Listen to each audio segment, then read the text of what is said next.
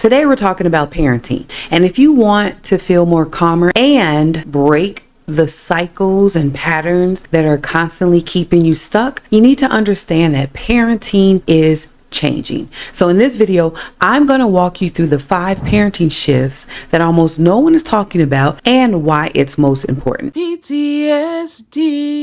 I'm F.U.N coach Tameka. I've helped thousands of families all over the world transform their parenting without yelling or giving in. I'm the best-selling author of Parenting the Confident Child, and I spend every day helping families go from chaos to calm. So let's get into it. Shift number 1 is what I like to call the gentle parenting trap. Most of what we've learned about gentle parenting is a lie. Like, if your child misbehaves around you, it's because they feel most safe with you. That's cap. Now, cap is a terminology the kids are using nowadays to mean lies. So what's really happening is your child is dysregulated and they need your help to co-regulate in order to feel safe again. Most people think that they're doing gentle parenting, but what they're really doing is either being permissive or authoritarian in disguise. They either say yes to everything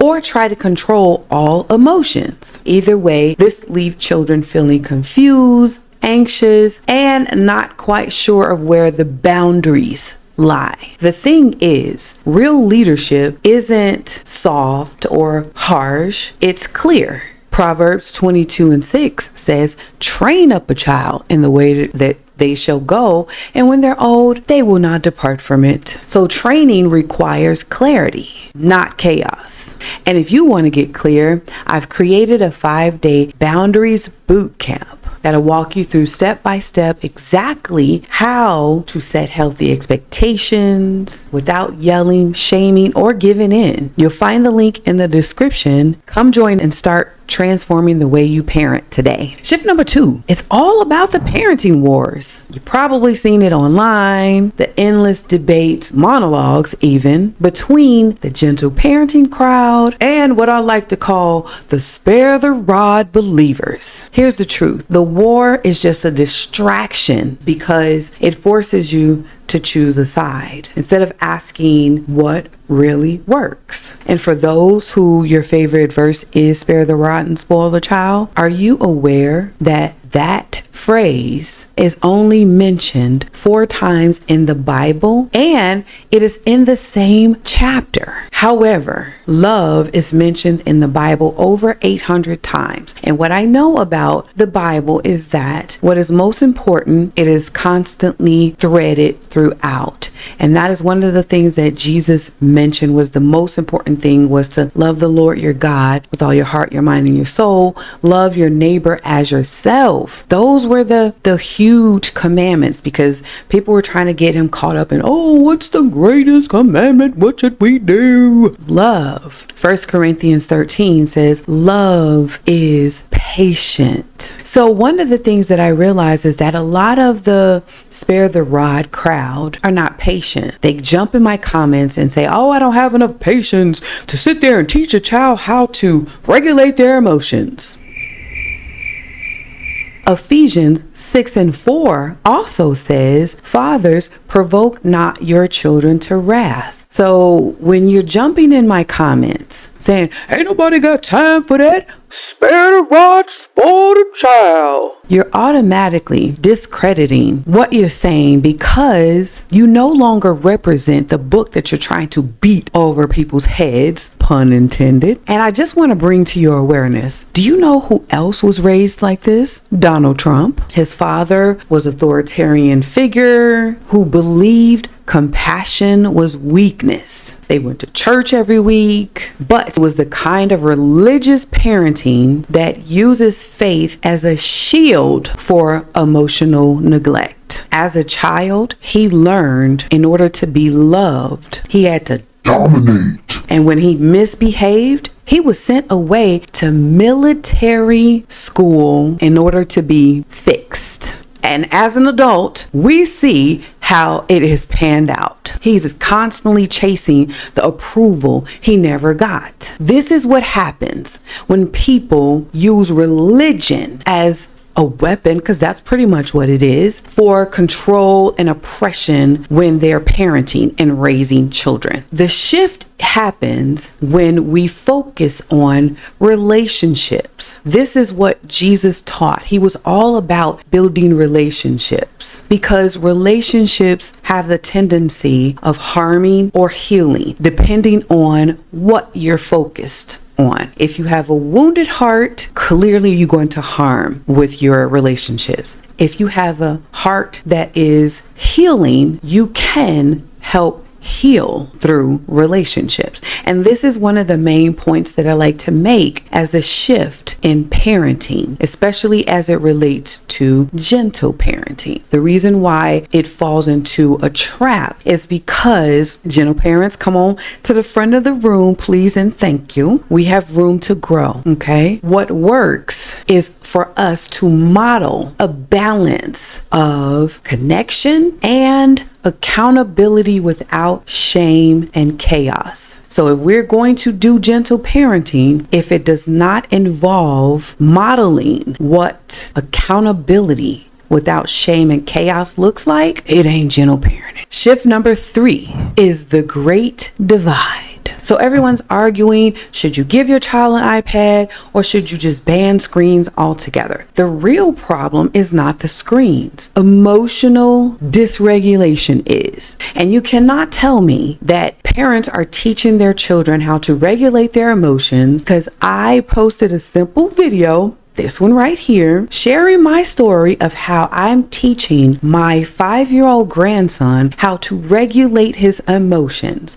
And there are adults in the comments literally crashing out. So the issue is not to screen or not to screen. It is, how do you teach your children how to regulate their emotions? Proverbs 4:23 says, above all else, guard your heart, for everything you do flows from it. When you're building emotional skills, you're teaching your children to guard their heart against all that bitterness that a lot of people spew online specifically. And it's mostly because they have not been taught how to regulate their emotions. When you see a post you don't agree with, do you jump in the comments and get to type in as fast as you can to spew all of that venom on someone else? Or are you able to sit back and say, wait a minute, what am I feeling here? Why do I feel this?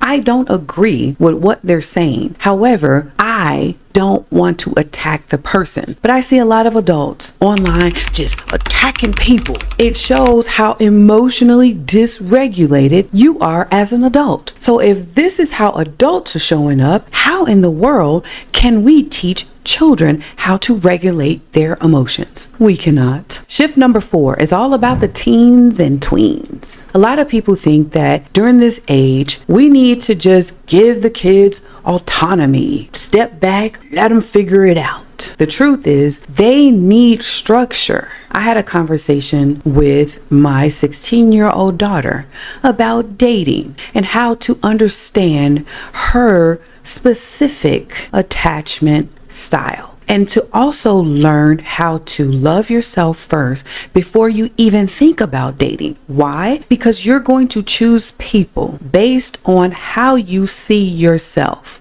And if how you see yourself is through the lens of someone else and a wound that someone else caused, you will constantly choose people who will add more harm to you. Remember, relationships will either help you heal or help cause more harm. Those are the choices. Us shifting our parenting as it relates to tweens and teens to actually guiding them, to sharing our stories, having real conversations, saying, hey, when I was your age, this is what I was dealing with and going through. Let's talk about this. What are you feeling about this? That is the way that we need to shift as it relates to parenting. And if you want more ongoing support like this, I invite you to join my Patreon community, where I'll have exclusive trainings, live Q&A sessions, and all kinds of good stuff that will keep you growing as a confident, connected parent. You'll find the link below, and I look forward to seeing you there. Shift number 5 is one of the biggest mind shifts of them all. Calm parenting isn't about being calm all the time, because truth be told, a lot of people say, oh, you know, I like your voice, it's so calm. That's by choice, by design, of course, obviously. However,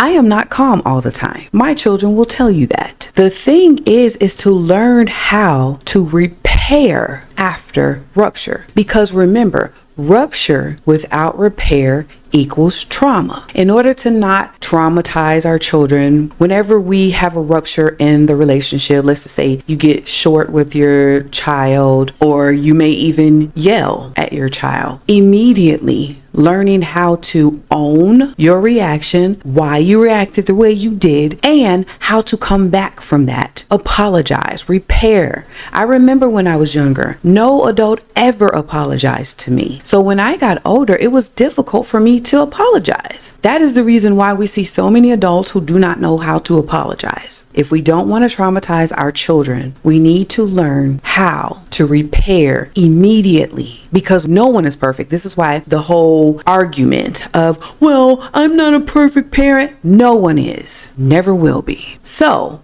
when we do rupture, because we will, how we repair after the rupture is going to make all the difference in the world. How we sit and apologize and talk through our issues with our children is going to be and is the biggest shift, and it's mostly mindset in our parenting today. Proverbs 15:1 says, a soft answer turns away wrath, to let us know how important it is for us as parents to learn how to repair after a rupture. So if you're thinking that this all sounds amazing, but how do you do it in the moment? I invite you to join my 5-day Boundaries Bootcamp. The link is in the description below, where we'll go step by step, learning how to be a calm, confident leader in our parenting. Spaces are limited. Be sure to tap the link in the description if you would like to join. In order to even do all of this, you need to learn how to build emotional safety in your home. So in this video, I'm breaking down the 5 things emotionally safe homes do differently. See you there.